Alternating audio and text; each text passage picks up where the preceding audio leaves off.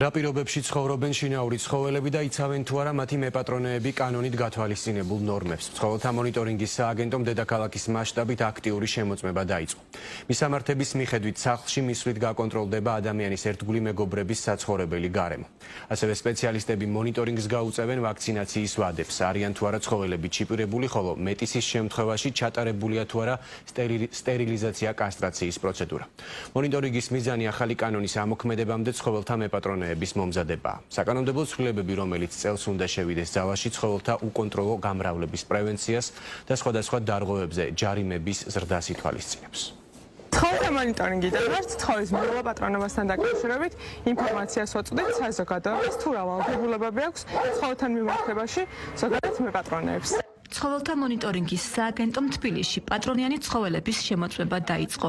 სააგენტოს თანამშრომლები ინტერესდებიან, იცავენ თუ არა მოქალაქეები კანონით გათვალისწინებულ ნორმებს.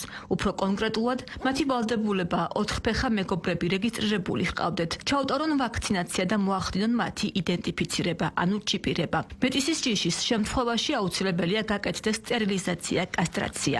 აქ არის საინფორმაციო ფლაიერი, სადაც გაიცნობით დეტალურ ინფორმაციას, თუ ყავთ ძაღლი ცხოველთა მონიტორინგის სააგენტოს თანამშრომლები მეპატრონის სურვილის შემთხვევაში ადგილზე ცრიან და ცხოველს ჩიპს უმაგრებენ. ამჟამად სპეციალური ეკიპაჟი მუხიანის აგარაკებზე იმყოფება. პროექტი კარდაკარ ეხება იმ ადამიანებს, ვისაც სახლში შინაური ძაღლი ან კატა ჰყავთ და არ ვრცელდება მიუსაფარი ცხოველების მიმკედლებლებზე. მეპატრონეები ამბობენ, რომ დაჩიპვა მნიშვნელოვანია, რადგან თუ კი მათი 4 ფეხა მეგობარი დაიკარგება, მონიტორინგის სააგენტო ჩიპის დახმარებით მათ მარტივად იპოვნის.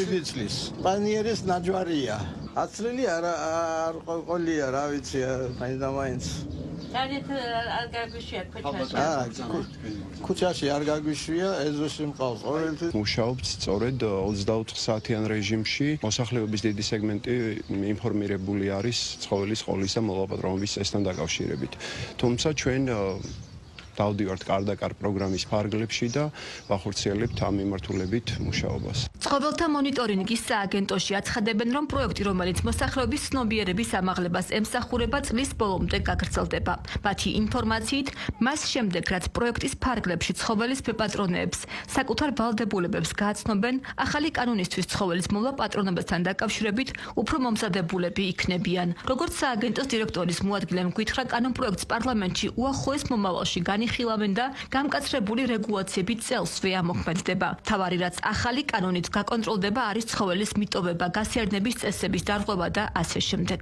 დარღვევის დაფიქსირების შემთხვევაში ხდება აღრიცხვა, შესაბამისი ჩვენი თანამშრომლები ინიშნავენ ამას და მოხდება მათი ხელმეორედ გადამოწმება და თუ არ იქნება გამოსწორებული თქვათ ის რაც არის დარღვეული, უკვე მოხდება შესაბამისად დაჯარიმება მათ. ჯარიმები ახლა არის მინიმალური, როგორც მოგეხსენებათ, ახალ კანონპროექტთან დაკავშირებით პარლამენტში უკვე მიმდინარეობს და შეტანილი ახალი კანონპროექტის განხილვა და შესაბამისად ჯარიმებიც სავარაუდოდ მომავალში უკვე შეიცვლება.